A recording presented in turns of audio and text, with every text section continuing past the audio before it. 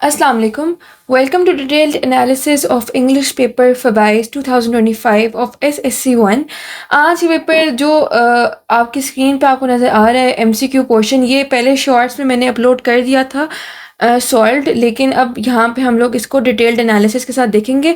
MCQs के एक एक क्वेश्चन को हम लोग डीपली देखेंगे और आंसर्स को वेरीफाई के साथ एक्सप्लेन भी करेंगे, लेकिन जो हमारा सब्जेक्टिव पोर्शन होगा उसको जस्ट हम थॉरोली एक दफ़ा देख लेंगे। फर्स्ट MCQ अगर आप देखें तो वैसे MCQs जो आए हैं वो बिल्कुल टिपिकल हैं, कोई आउट ऑफ द वे नहीं आया, कोई मुश्किल नहीं है। इसके अंदर स्ट्रेट वही चीज़ें हैं जो मैंने अपनी प्रिपरेशन ऑफ इंग्लिश पेपर वाली वीडियो में ऐड की थी, कोई चीज़ उससे हटकर नहीं आई अल्हम्दुलिल्लाह। फर्स्ट अगर हम MCQ देखें तो इसमें बता रहे हैं how dash I help you. ये हमारे पास एक ऑक्सिलरी वर्ब का सवाल है कि आप यहाँ पे क्या इस्तेमाल करेंगे। How can I help you, how am I help you, how have to I help you, how ought to I help you. आप यहाँ पे अपनी एबिलिटी की बात करें कि आप किसी की कैसे मदद कर सकते हैं, like that is totally your ability. So for the ability purposes you have to use can.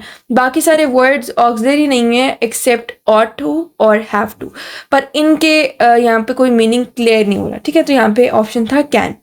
Next is that sounds fantastic. ये हमारे पास द अंडरलाइन वर्ड है साउंड्स, आपने बताना है कि नाउन है, एडजेक्टिव है, वर्ब है, एडवर्ब है।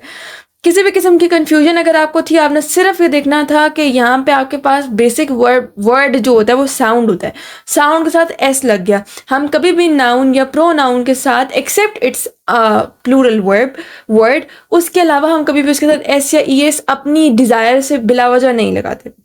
यहाँ पे इसके साथ एस लगा हुआ है विच क्लियरली डिनोट्स के वर्ब है, क्योंकि वर्ब के साथ ही हम एस या ई एस लगाते हैं when we are talking about the present indefinite tense. ये प्रेजेंट इंडेफिनिट टेंस का सवाल था, तो यहाँ पे ये क्लियरली वर्ब है। नाउन इसलिए नहीं है क्योंकि ये शुरू में गिवन नहीं है, ना एंड पे गिवन है, लाइक ना ही सब्जेक्ट की जगह पे है, ना ही ऑब्जेक्ट की जगह पे। एडजेक्टिव इसलिए नहीं है क्योंकि किसी नाउन को एक्सप्लेन नहीं कर रहा। एडवर्ब इसलिए नहीं है क्योंकि किसी वर्ब को एक्सप्लेन नहीं कर रहा।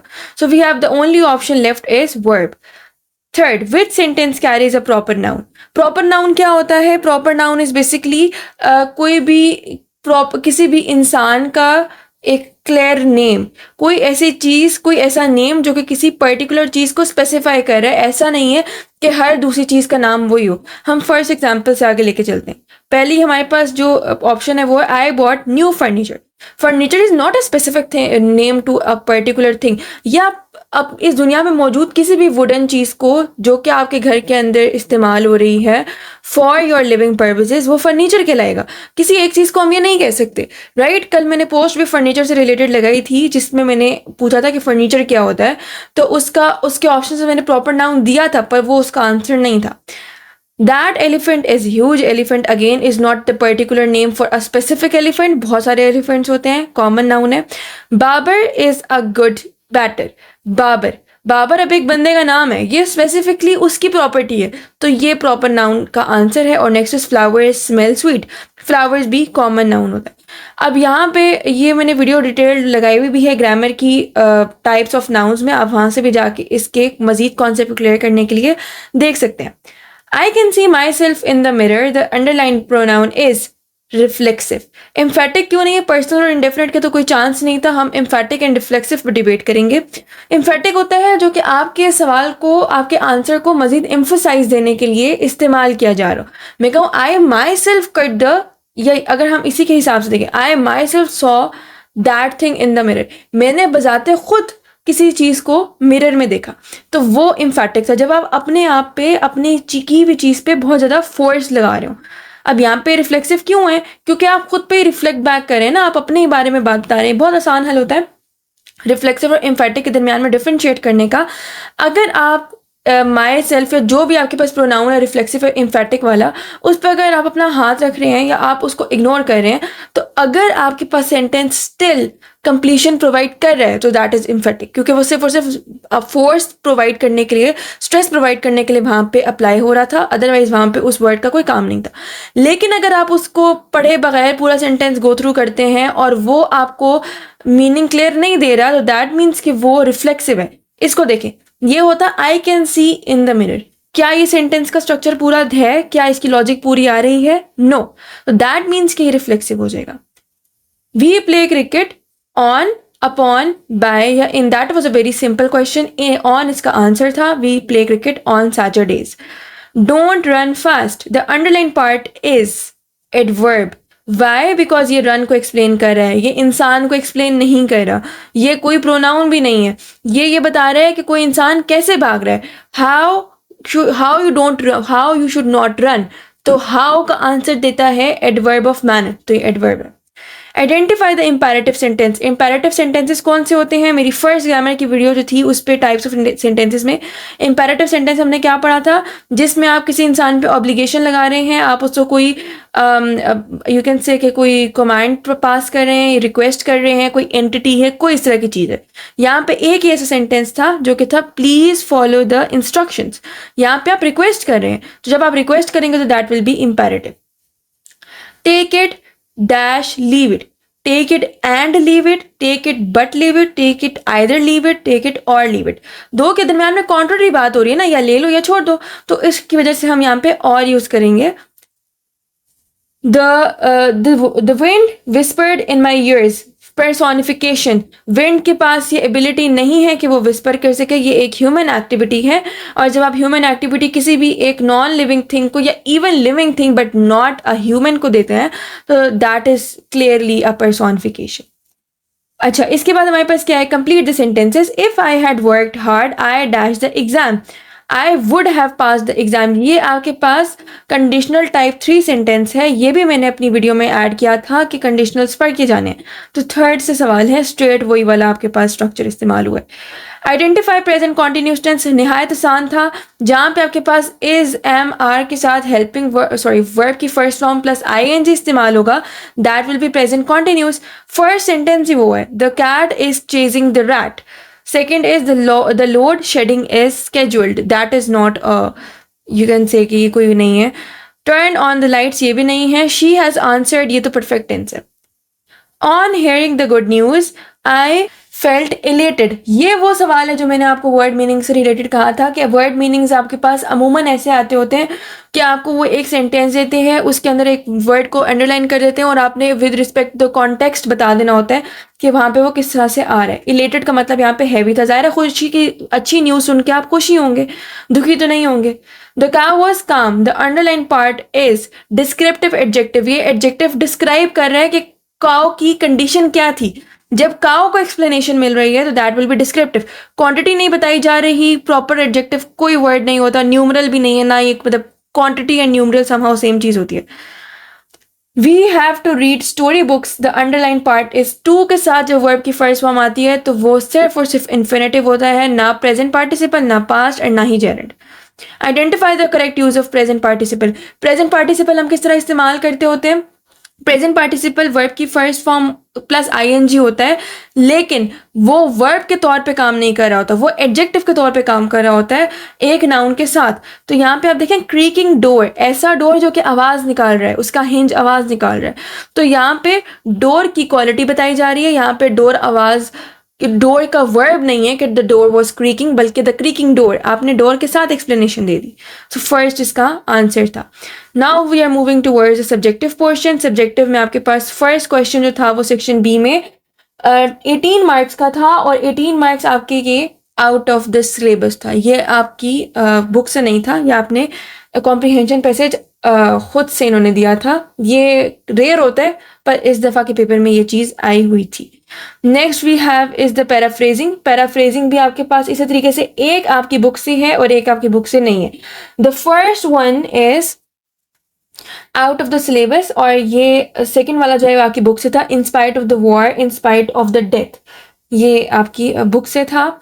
इसके बाद आपके पास आसान सवाल थे, इससे रिलेटेड इतने कोई मुश्किल नहीं थे। इफ़ यू वांट कि आपको डिटेल्ड एनालिसिस इसका भी मिले एक्सप्लेनेशन के साथ, तो you can ask for it in the comment section. अच्छा, इसके बाद आपके पास जो नेक्स्ट है वो है read the following stanza carefully and answer the question. ये तो क्वेश्चंस अब क्वेश्चंस वाली बात है, ऊपर पैराफ्रेजिंग थी, नीचे क्वेश्चंस उन्होंने उसके दिए हुए।